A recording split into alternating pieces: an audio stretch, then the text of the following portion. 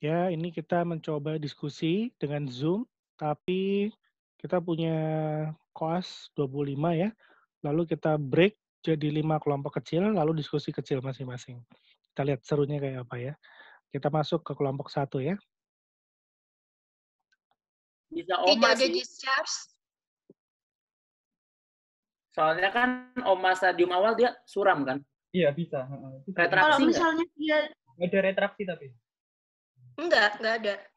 kalau misalnya dia 7 bulan gitu bisa mungkin ke proses kronik nggak? Maksudnya kayak nggak cuma oma gitu loh.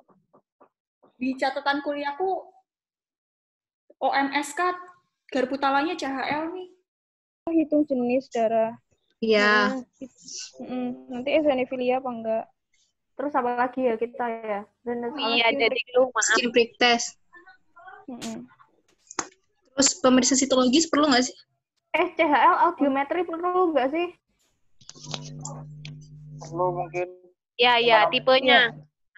Tanyain aja sekalian. Diagnosisnya ditulis rinitis alergika persisan ringan. Amin tulis. Udah. CHL kiri. Yang kedua, pakai nomor. Ya kan diagnosisnya ada 2 toh? Kurang pendengaran, CHL udah kan?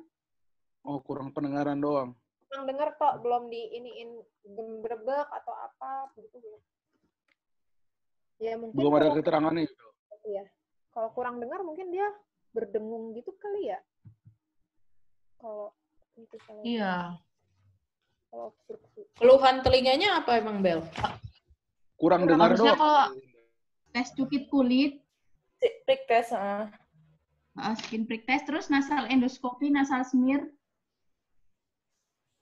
nasal endoskopi aja, nasal smear buat apa? Nasal smear buat tahu itu dia jaringannya ada infeksi atau enggak. Enggak boleh.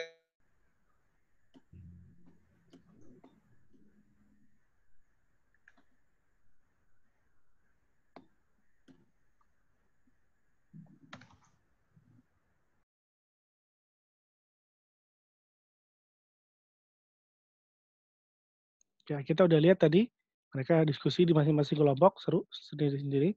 Terus kita akan tarik lagi masing-masing anggotanya untuk ke ruang diskusi, lalu mereka akan mengambil data lagi, ya. Nah, kita coba nih.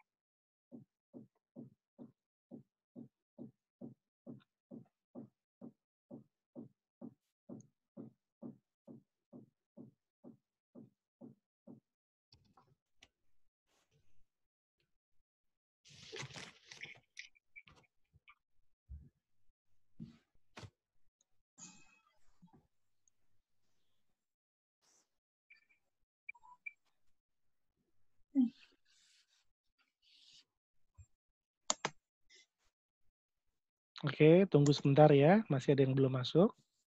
Ya, oke, sudah masuk semua. Ini betul orang keempat ya? Betul, dokter. Kecuali Katarina ya, tadi sempat ejek keluar. Oke, untuk orang keempat, ini adalah kesempatan untuk mengambil data yang terakhir kalinya. Ya, jadi seharusnya kalian mengambil hanya pemeriksaan penunjang, tapi karena masalah teknis tadi sempat ada error nge-lag karena koneksi, saya kasih bonus, boleh melengkapi data semuanya, baik itu mau tambahan anamnesis ataupun pemeriksaan fisik, ya. Tapi waktunya tetap. Oke, kita mulai waktunya dari sekarang. Silakan. Ya, izin dokter, untuk pemeriksaan nasal endoskopi apakah ada hasilnya, dok? Tidak ada hasil. Untuk pemeriksaan skin prick test, apakah ada hasilnya, dokter? Skin prick test ada bentol dengan diameter sebesar 4 mm pada tungau debu rumah dan bulu kucing.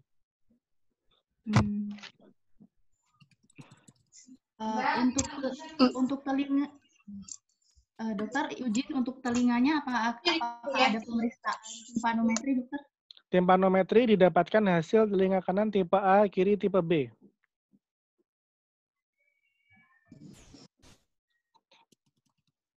Maaf, kiri tipe AS, kiri tipe AS.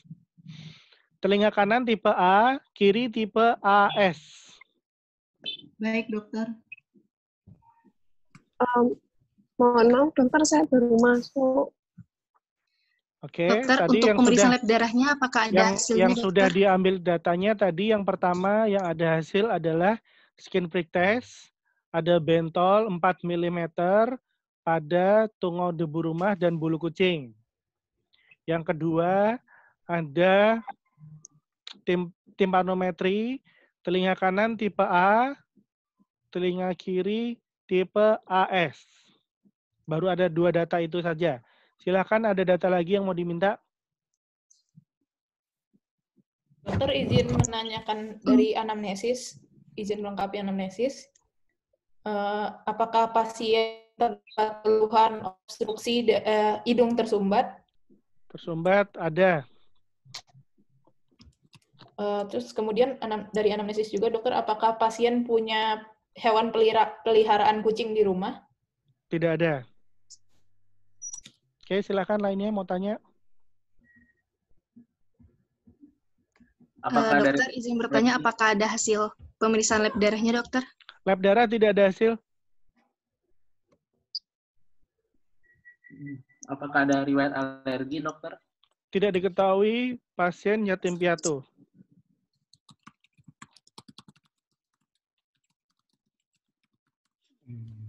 Yuk, 30 detik lagi. Pemeriksaan, izin dokter, apakah ada pemeriksaan sitologi hidung? Tidak ada hasil. Untuk pemeriksaan audiometri, dokter? Audiometri didapatkan telinga kanan normal, telinga kiri ada CHL ringan.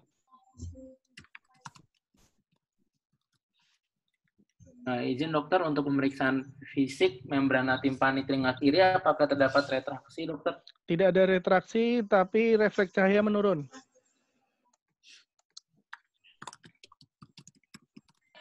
Oke, waktu habis. Saya kembalikan dulu kalian ke ruangan masing-masing ya. Baik, terima kasih dokter. Baik, dokter. Terima kasih, dokter. Terima kasih.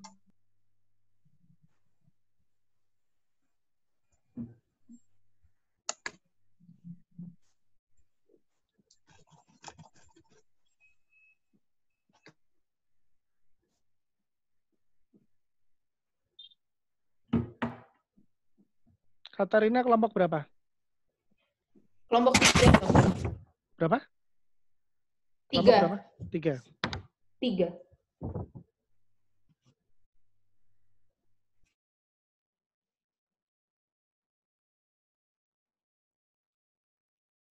Ya, setelah diskusi mereka kembali ke ruangan masing-masing. Lalu kita cek lagi diskusi apa mereka ya.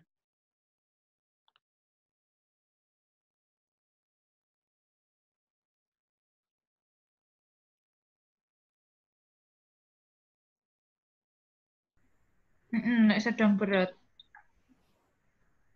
Bentar ya, coba.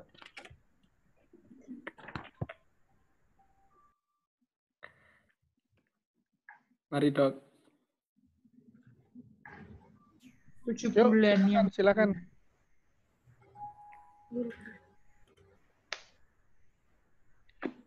Terima kasih, stamin aja kok. Nanti histamin. Tapi nggak mengganggu aktivitasnya dia nggak sih? Yang bikin nggak bobok itu apa sih? Yang itunya nggak tadi debu. Oh, et causa. Ya, et causanya berarti apa? Tadi debu rumah. Debu tadi. Tungau debu rumah, bulu kucing. Itu positif nggak sih? Positif itu berapa ya? 10. Enggak sih? Milimeter. Saya aku tuh milimeter sih. 10 Tadi 4. Alerginya sama bulu kucing. Cuy. Bulu kucing sama tungau debu rumah. Ini gue kasih edukasinya, membungkus kasur dengan bahan khusus yang tidak tembus tungau, mengganti spray korden 1 minggu sekali, apalagi ya, menghindari bermain, terus gue kasih batasi penggunaan furnitur dan Mungkin sih karena Kalau kan ada masalah di tuba. kan artinya ada tekanan negatif kan atau Iya, tipe C mungkin Mel kamu salah dengar mungkin yang kiri. Tulis momen. Kiri tipe F. Tipe F. Tipe F enggak ada tipe AS. S. Tipe AS. Oh, tipe AS.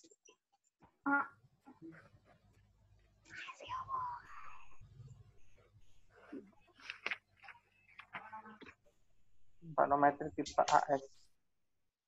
Spray. Satu Tetes kan spray. DTT. Spray. Berarti F50 mikrogram gitu. Mikrogram spray.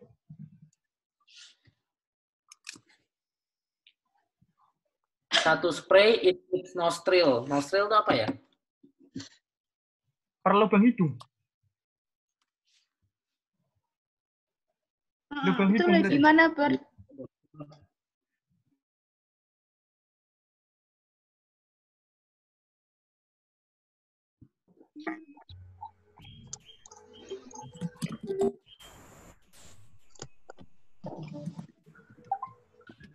Sudah kembali ke sini semua?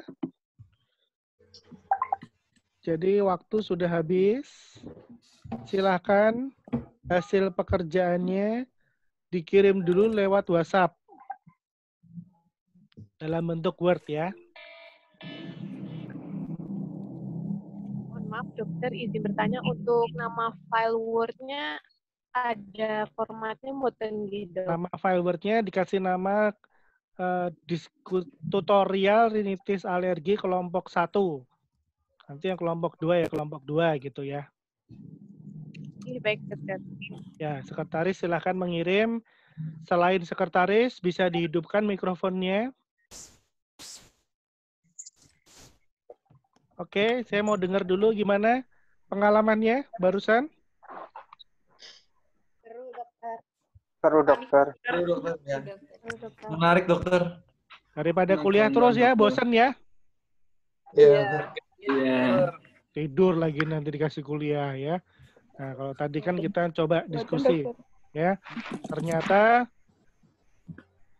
ada banyak hal yang jadi masalah ya, mulai dari komunikasi nggak lancar ya. Mungkin salah dengar atau sinyalnya kurang baik juga bisa. Biasanya saya adakan seperti ini langsung ya, jadi di ruangan diskusi sana. Tapi karena kita lagi nggak bisa diskusi langsung, diskusinya lewat Zoom. Tadi namanya fitur Zoom yang namanya breakout rooms ya. Jadi kita bisa breakout rooms. Breakout rooms artinya membuat posisinya kalian berada di ruangan yang terpisah, diskusi sendiri-sendiri dibagi, lalu bisa kembali lagi. Ya, oke. Saya tunggu nih. Sudah ada yang ngirim belum nih? Belum ada yang masuk nih. Ayo, kirim. Sekretaris, mana sekretaris? Silahkan kirim hasilnya. Dokter lagi membuat dokter.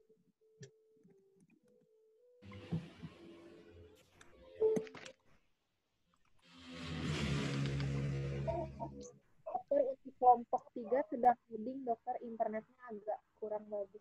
Sedang loading, dokter. Kelompok 3 sudah masuk, dokter. Kelompok 3 sudah masuk. Saya cek dulu. Oke, bagus. Kelompok 3 udah masuk. Sip. Yang pertama masuk nih ya. Jadi ketahuan siapa yang masuk belakangan, siapa yang masuk duluan nih ya. Oke, kelompok 1 udah masuk.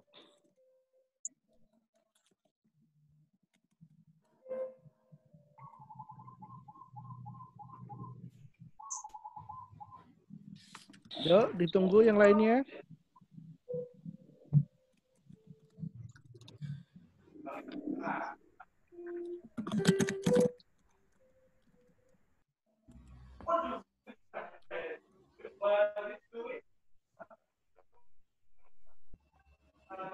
Oke, kelompok 2 udah masuk. Bagus.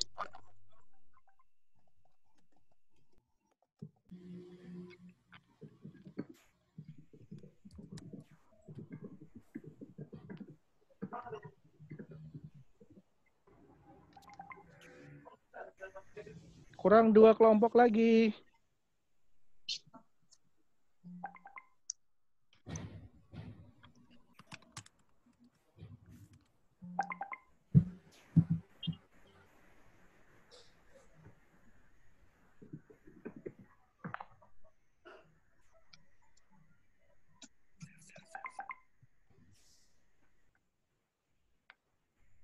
Oke, kelompok 5 udah masuk.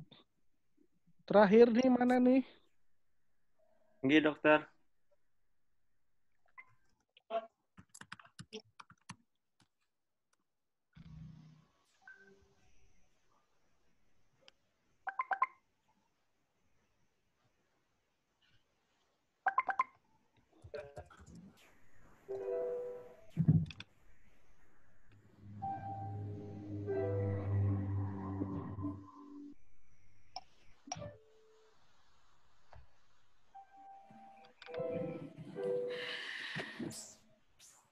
Kurang 1, kelompok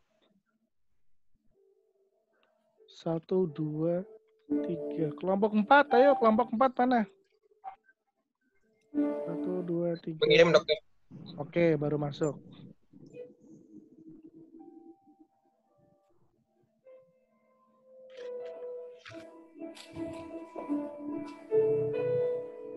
Oke. Ya, kita akan review ya. Jadi tadi kasusnya adalah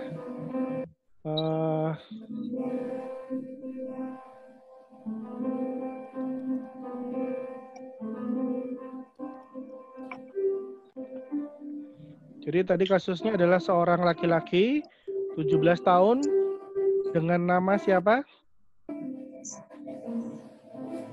Pak Andi. Andi ya.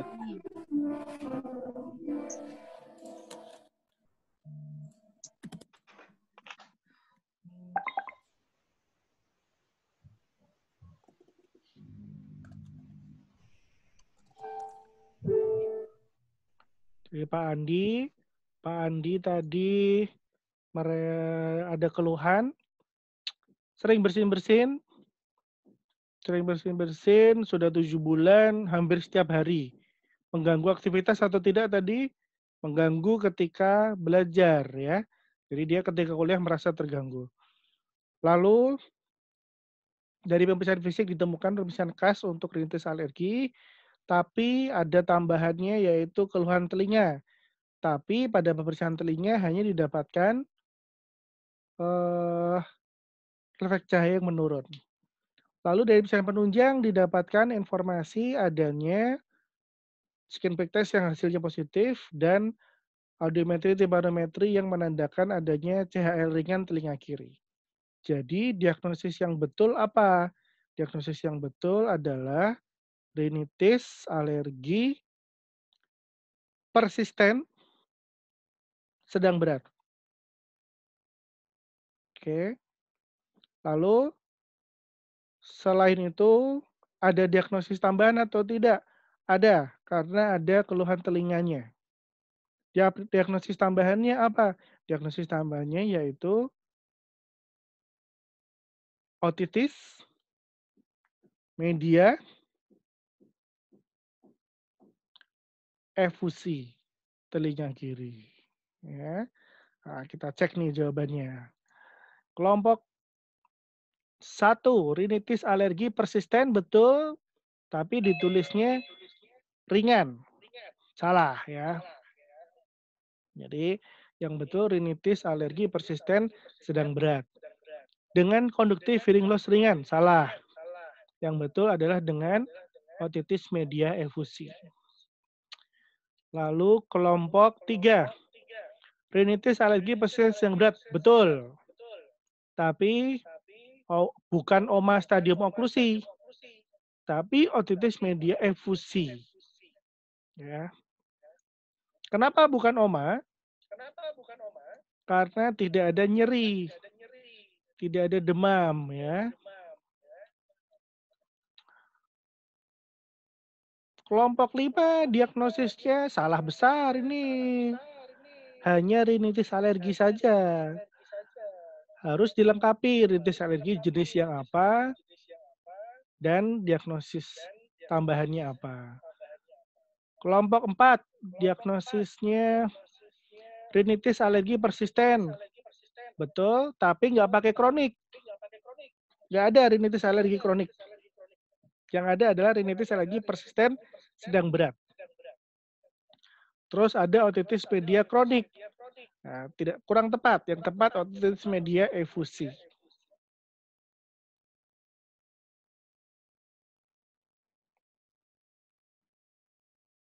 Oke.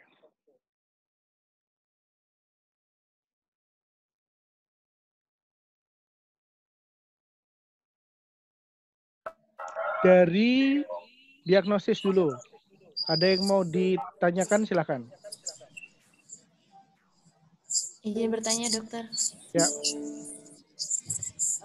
Ingin bertanya untuk penegakan diagnosis yang otitis media efusi tadi bagaimana ya, dokter? Soalnya tadi kan di pemeriksaan fisik untuk tanda-tanda adanya seperti bulging atau air bubble juga tidak ada, dokter.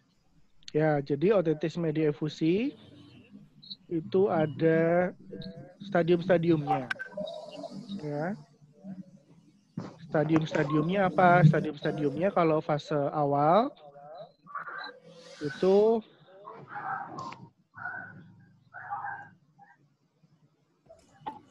hanya didapatkan penurunan refleks cahaya. Baru itu penandanya apa? Penandanya bahwa mulai ada gangguan fungsi tuba. Lalu nanti kalau sudah lebih parah, baru ada cairan, baru muncul air bubble. Lebih parah lagi, ada tekanan negatif, nanti baru ada retraksi. Nah, kalau kayak gitu berarti diagnosisnya bagaimana dari pihak fisik? Hanya dari petunjuk bahwa ada refleks cahaya menurun, tapi ada informasi tambahan dari pemeriksaan penunjang, yaitu timpanometri tipe AS. Kalau sudah tipe B udah flat, berarti udah parah ya. Tapi kalau AS penurunannya masih sedikit. Oke, sekarang kita lihat berikutnya dari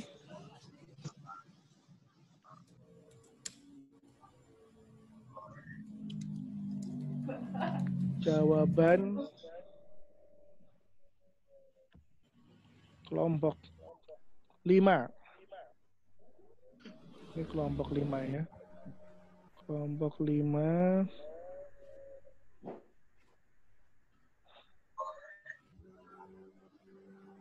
Antihistamin. Oke. Tapi nggak ditulis antihistaminnya apa. Oh, ini Rinovet. Tablet. Oke, ini ada komponen antihistamin dan dekongestannya. Oke, lumayan. Tapi ada yang kurang, yaitu intranasal steroid. Dan kalaupun pakai Rinovet, tidak boleh 3x1. Maksimal 2x1. Ya. Apa isinya Rinovet? Itu harus tahu. Yaitu ada komponen antihistamin dan pseudoephedrine. Nah, Rinovet pseudoephedrine-nya dosisnya berapa? Itu juga kalian harus tahu. Oke.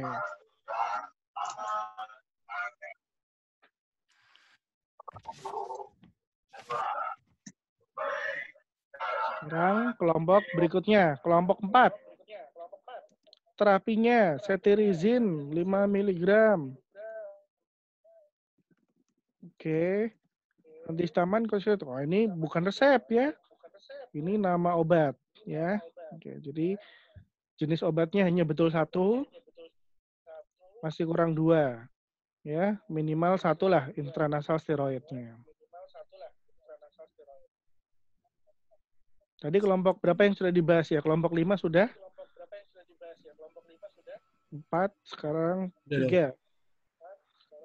3, oke. Resep lengkap. Cetirizine 1x1, oke. Tremenza, ini double. Cetirizine ini antihistamin, Tremenza ini antihistamin. Nggak boleh. Kalau pakai cetirizine aja, Tremenza aja. Ya. Atau kalau mau yang lebih bagus, pakai ini aja. Ini udah ada antihistamin, dekongestan, dan intranasal steroid.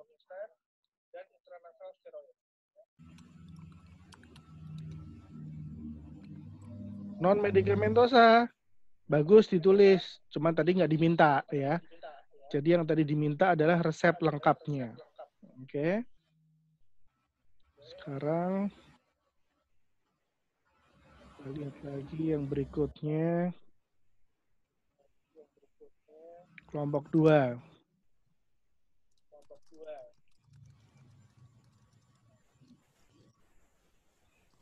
Nah, ini bagus.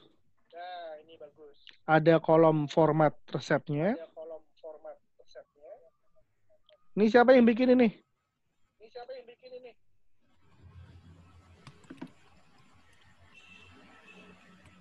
Nah, izin dokter yang membuat kelompok dari kelompok 2, dokter. Iya, yang sekretarisnya kelompok 2 siapa? Saya dokter. Siapa? Junaini, dokter. Junaini. Oke, Junaini. Ya, Junaini. Kamu ceritain gini, tadi gimana caranya bisa bikin kotak kayak gini sampai beres?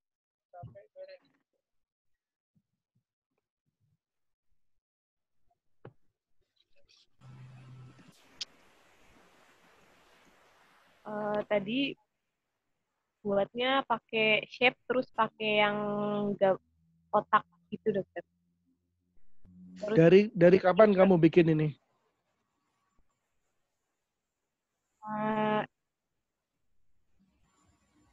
Sebelumnya memang sudah pernah buat, dokter. Ya, artinya kamu mulai membuat resepnya atau membuat kotak-kotaknya mulai dari anggota kelompok kamu yang keberapa pergi diskusi? Oh, dari awal, dokter. Dari pertama. Langsung dicari filenya. Kayaknya saya pernah buat yang sudah ada formatnya gitu, dokter. Oke, sekarang saya tanya sekretaris kelompok 1, 3, 4, 5. Dari awal, kalian ngapain? Pada saat orang pertama tadi pergi diskusi, kedua, tiga, sekretaris ngapain? Mana sekretaris kelompok 1 dulu? Siapa?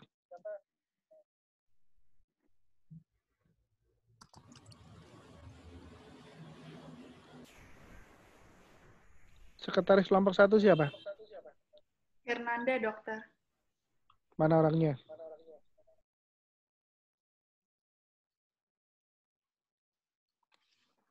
Oh, dia. Gak bisa di-unmute. Oke, sebentar. Oke, yuk. Izin dokter. Ya. Tadi ikut merangkum hasil dari anamnesis PF dan BP dokter serta program dari Padahal tugas kamu apa? hanya sekretaris dokter. Betul ya. Jadi harusnya kamu nggak usah ngerangkum, tapi fokus cari resep. Yang harusnya ngerangkum siapa? Yang bersangkutan dokter yang maju. Ketuanya kelompok 1 mana? 1.1 siapa? Saya, dokter. Siapa? Rahma, dokter. Nah, ini yang bertanggung jawab ya. Harusnya kamu yang mengkoordinir. Kamu cepetan bikin resepnya gitu ya. Kamu yang ngatur lainnya ya. Iya, dokter. Terus kelompok yang tadi bagus kelompok berapa ya? 2, oke. Yang kelompok 3, sekretaris kelompok 3 mana? Saya, dokter. Siapa ya? Sari Oke. Satya, dokter. Ya, biar muncul wajahnya dulu nih. Ya. Tadi ngapain dari awal? Kami berdiskusi kasusnya sih untuk tata laksananya. Ya, harusnya kamu langsung bikin nyicil ya. Sekretarisnya kelompok 4 mana? Saya, dokter. Azhar. Enggak, dokter. Oke, Azhar ngapain dari awal? Tadi pas pertama teman saya pertama di ruang diskusi itu saya berdiskusi dengan teman-teman dokter tentang diagnosis dan tata laksana. Sekretarisnya kelompok 5 mana? Saya, dokter. Siapa? Nabila Dini. Nabila, oke. Kamu ngapain dari awal? Ikut berdiskusi, dokter. Ikut diskusi, oke. Ya, jadi harus belajar untuk fokus. Fokus kepada apa? Fokus kepada tugasnya masing-masing ya. Tadi kan udah dibagi tugasnya. Dan ketua kelompok tugasnya memastikan masing-masing peserta anggota kelompoknya melakukan tugasnya ya. Nah, ini buat pelajaran. Makanya tadi saya buat sengaja tugas kelompok.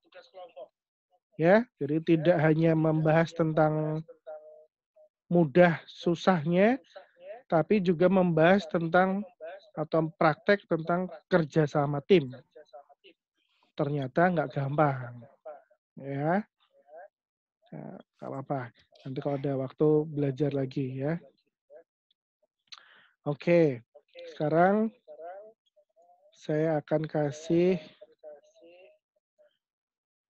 sedikit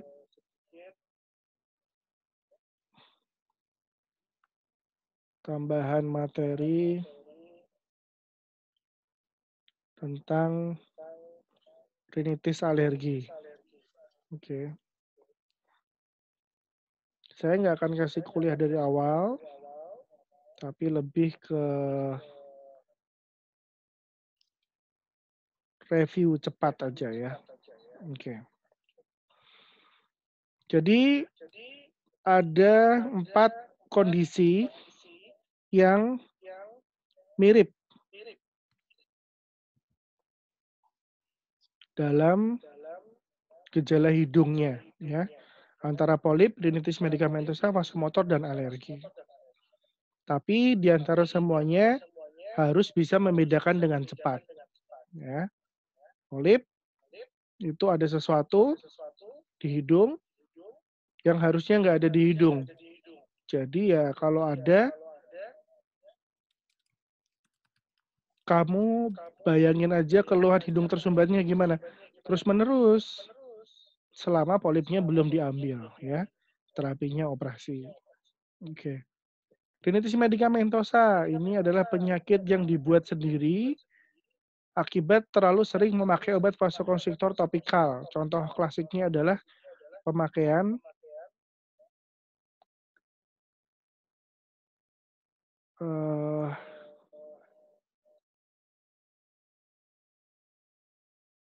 fake inhaler. Itu yang paling sering ya.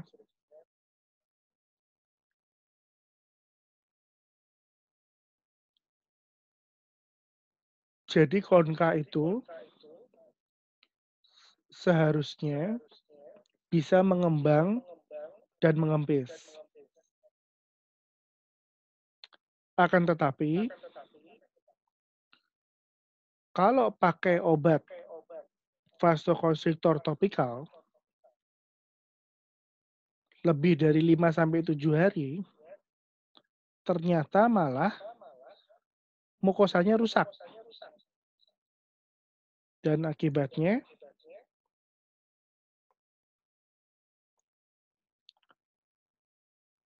mukosanya tidak bisa lagi mengembang atau mengempis.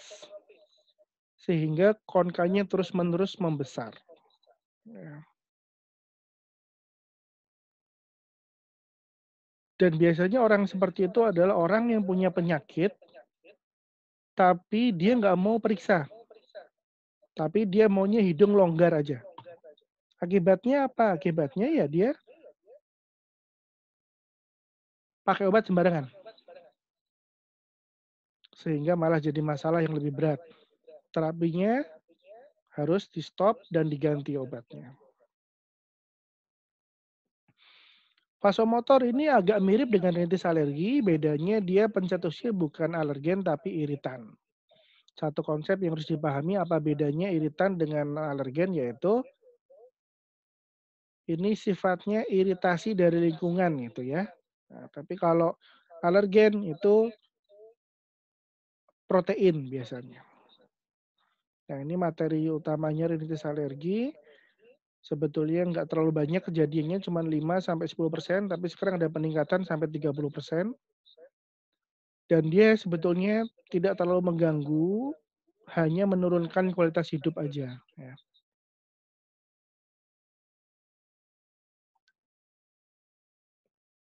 Rinitis alergi sendiri pasti disebabkan karena alergen. Nah, apa alergen utamanya? Mite ini, atau host dust mite. Alergen lain apa? Ya, yang dominan lainnya ini saya tulis di sini. Tapi harus diingat bahwa kadang-kadang ada pasien yang menderita rintis alergi tapi mengeluh kalau kena asap rokok hidungnya juga nggak enak, muncul keluhan. Nah, itu bukan alergi asap rokok ya, tapi itu iritasi akibat polusi asap rokok. Ya. Jadi kita lihat di sini ada gambaran kurang lebih seperti apa sih tungau debu rumah itu. Nah, kalau kita lihat di kasur, bantal, ada tungau debunya nggak? Ada biasanya ya, cuma dia mikroskopis jadi nggak kelihatan. Dan yang buat alergi adalah ini ya, fesesnya. Dia makan epitel kulit manusia dan fesesnya ini yang bikin alergi.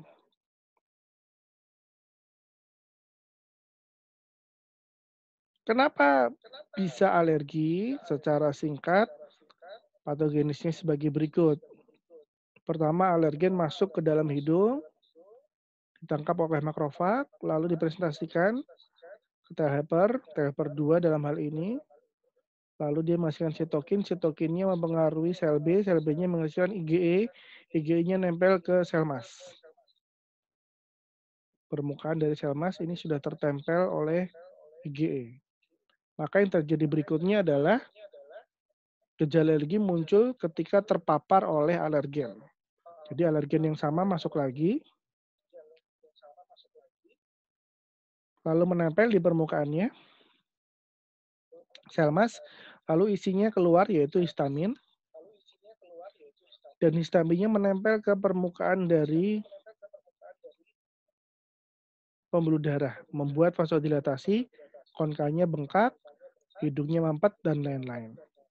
Dan sebetulnya ketika sel mas ini pecah, yang keluar nggak hanya histamin, tapi ada berbagai macam obat yang lain. Maaf, bukan obat, apa namanya? Mediator yang lain. Dan salah satu yang berperan penting dalam proses rintis alergi adalah eosinofil. Eosinofil itu harusnya ada di dalam pembuluh darah, tapi pada kondisi inflamasi, alergi salah satunya, itu dia bisa ekstravasasi keluar dari pembuluh darah menuju ke jaringan. Dengan syarat dia dipanggil oleh eosinophil chemoattracting factor. Bila dia dipanggil oleh eosinophil chemoattracting factor, maka dia akan berhenti di daerah itu, lalu keluar dari pembuluh darah masuk ke jaringan. Dalam hal ini contohnya jaringan hidung tentunya ya. Nah, ketika dia keluar ke jaringan hidung, memperberat kondisi gejala hidung dan merusak mukosa hidung, menyebabkan terjadinya inflamasi kronik di hidung. Ya.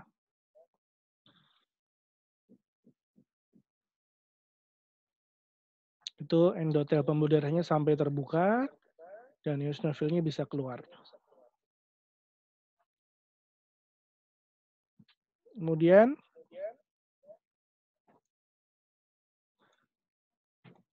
pemeriksaannya tentunya dengan anamnesis tadi ditentukan ya. Jadi tidak cukup hanya rinitis alergi. Diagnosisnya harus detail menjelaskan sewaktu atau menetap, intermittent atau persisten, dan mild atau moderate severe. Itu wajib.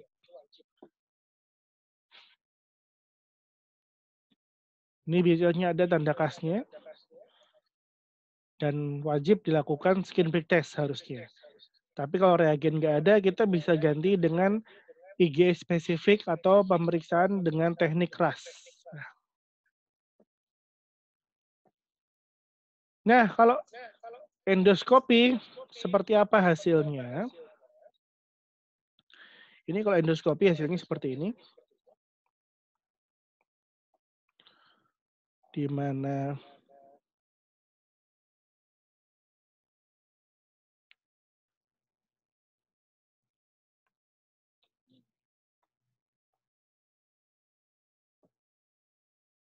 skopnya masuk dari hidung kanan, lalu menyusuri meatus inferior, terus masuk sampai ke nasofaring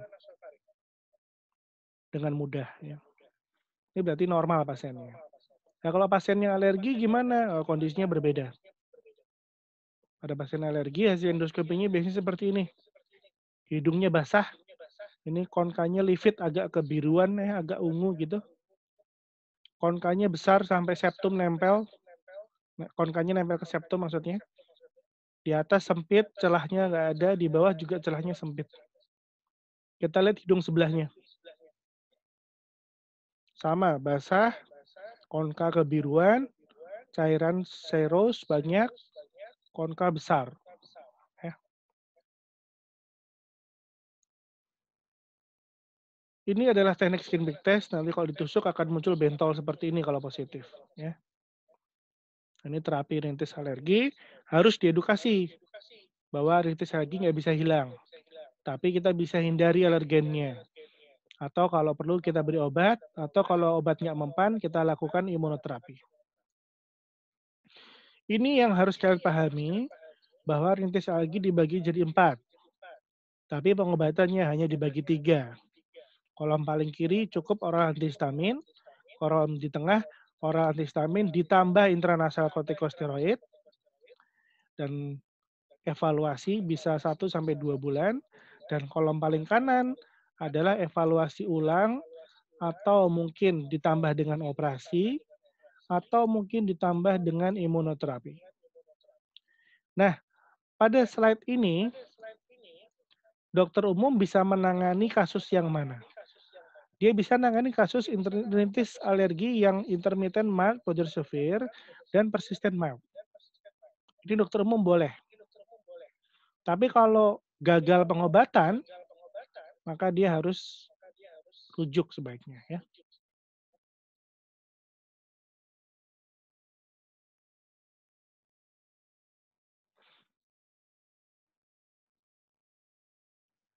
Ya, ini adalah satu ilustrasi yang menunjukkan bahwa seandainya kedua orang tua itu tidak ada alergi, ternyata anaknya masih ada kemungkinan alergi. Kalau ada anggota keluarga yang alergi, maka kemungkinan alergi akan jauh lebih besar. Yang itu membawa suatu konsekuensi, yaitu anak yang lahir ada kemungkinan menderita allergic march namanya. Yaitu suatu penyakit-penyakit alergi yang muncul berturut-turutan tapi manifestasi klinisnya berbeda-beda. Tapi sebetulnya patofisiologinya sama karena alergi. Biasanya umur 0-1 tahun alergi susu, lalu 1-3 tahun alergi kulit, lalu 7 tahun asma muncul, lalu 15 tahun ke atas pilek alergi muncul. Ya.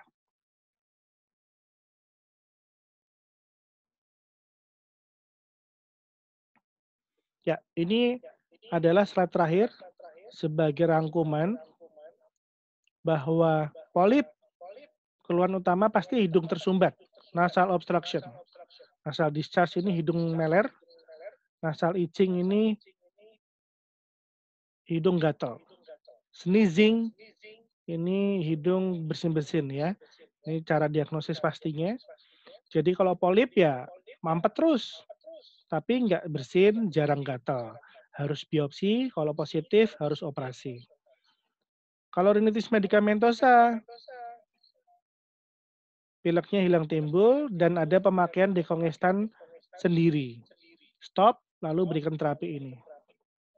Kalau rinitis vasomotor, agak kurang jelas. Ini mirip dengan rinitis alergi. Yang membedakan adalah hasil skin prick test-nya dia negatif. Tapi kalau skin prick test-nya positif, berarti rinitis alergi. Ya.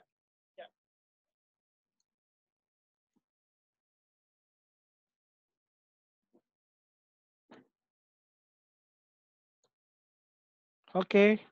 Sebelum saya tutup, saya berikan kesempatan untuk sedikit bertanya ya. Mungkin beberapa menit aja. Kita udah agak lama nih. Ya, silakan.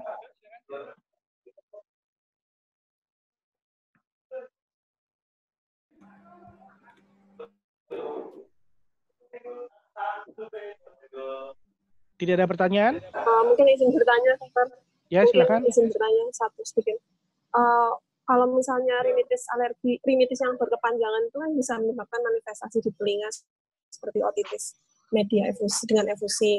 Nah, apakah itu hanya rinitis alergi aja yang bisa menyebabkan atau rinitis yang medikamentosa atau vasomotor juga bisa? Oke. Paling sering rinitis alergi. Karena rinitis alergi itu disebutkan memiliki komorbiditas yang banyak. Salah satunya otitis media, rhinosinusitis, laringitis, dan lain-lain. Oke, lainnya? Izin bertanya, dokter. Ya. Untuk katakan kalau misalnya dokter umum bisa mentata laksana untuk rinitis alergi yang intermittent, mild, dan moderate severe itu, kalau yang untuk mild sendiri biasanya dapat dikontrol setelah berapa lama ya, dok ya? Ya. Untuk kontrol kembali. Evaluasi awal 1 bulan, maksimal 2 bulan. Bagaimana caranya kita mengetahui bahwa terapi kita berhasil? Keluhannya berkurang. Bagaimana kita tahu keluhannya berkurang? Keluhannya dicatat dengan teknik mencatat yang disebut sebagai skala penghitungan gejala. Jadi gejalanya dibuat menjadi objektif. Istilahnya total nasal score symptom.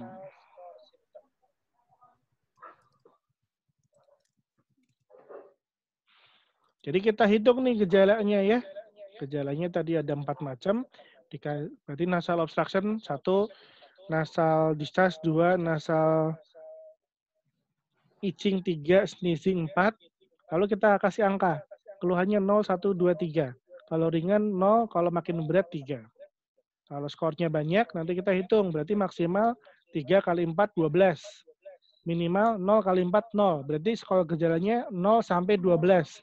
Kalau dia datang awal gejalanya itu 10, pas kontrol harusnya kurang dari 10. Ada perbaikan. Ya, simpel aja. Ya, pertanyaan terakhir. Dokter izin misalnya orang ini Kurang keras, Belinda. Kurang keras. Dokter, suaranya dokter. Ya. Halo. Ya, ya. Kalau misalnya dokter orang diberikan terapi, tapi belum sampai 1 bulan lama terapinya, tapi merasa orang itu sudah mendingan atau keluhannya sudah tidak ada gitu, dokter. Apakah boleh terapinya sebenarnya di stop aja atau nanti bisa timbul komplikasi tertentu, dokter? Terima kasih, dokter. Oke, bagus. Jawabannya terapinya lanjut sampai 2 bulan.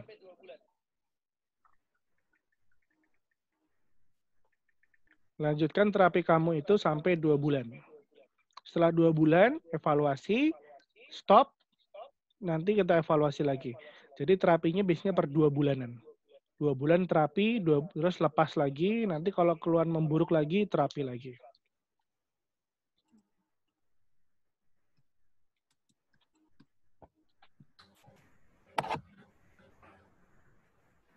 Oke. Besok hari Kamis, Jumat masih ada jadwal penuh ya? Oke, semua yang kemarin sudah direkam lalu diserahkan ke Dokter Indra. Ada berapa video?